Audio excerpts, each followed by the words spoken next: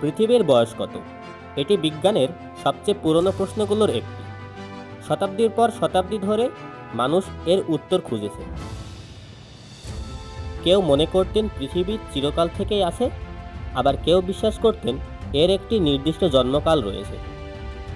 কিন্তু সঠিক উত্তর পাওয়া যায় বিংশ শতাব্দীতে, যখন নিউক্লিয়ার পদার্থবিজ্ঞানের অগ্রগতি বিজ্ঞানীদের হাতে নতুন একটি শক্তিশালী পদ্ধতি তুলে দেয়, আর তা হলো তেজস্ক্রিয় ক্ষয়। তাহলে পৃথিবীর বয়স কিভাবে জানা গেল? এ বিষয়ে বিস্তারিত আলোচনা করব দ্য জায়ান্ট ইউনিভার্সের আজকের এই পর্বে।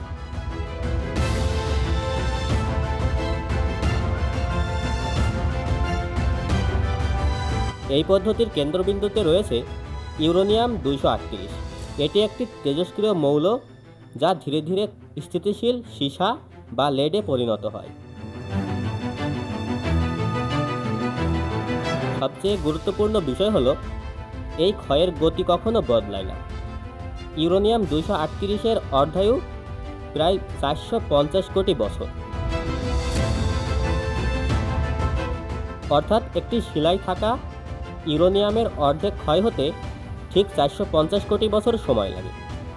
বিজ্ঞানীরা পৃথিবীর সবচেয়ে প্রাচীন শিলাগুলো সংগ্রহ করে সেগুলোর ভেতরে থাকা ইউরেনিয়াম ও সীসার পরিমাণ পরিমাপ করেন।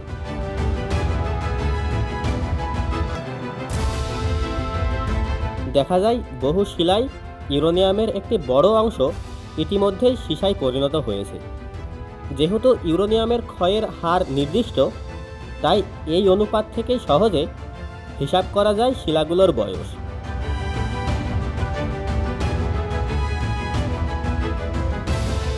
এই গবেষণার ফলাফল বলছে পৃথিবীর জন্ম আজ থেকে প্রায় 454 কোটি বছর আগে। অর্থাৎ পৃথিবীর ইতিহাস জানার সবচেয়ে নির্ভরযোগ্য ঘড়ি হিসেবে কাজ করছে ইউরেনিয়ামের তেজস্ক্রিয়তা।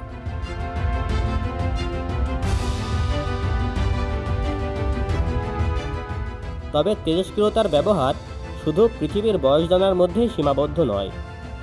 প্রত্নতাত্ত্বিক নিদর্শন, প্রাচীন কাঠ কিংবা হাজার হাজার বছর আগে মারা যাওয়া প্রাণীর ফসিলের বয়স নির্ণয়েও এই নীতি ব্যবহার করা হয়।